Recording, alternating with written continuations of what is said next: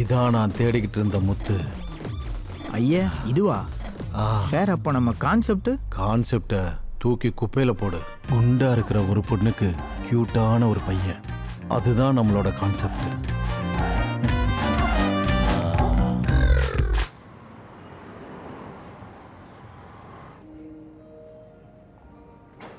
ஆமாடி, அவ வரேனாளா? ஆமா, கொஞ்சம் வெயிட் பண்ணி பார்ப்போம். சார் பாரு. Hi, Nancy, Rengo.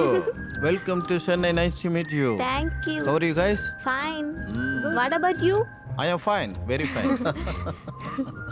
Okay, carry on. Okay, bye. bye.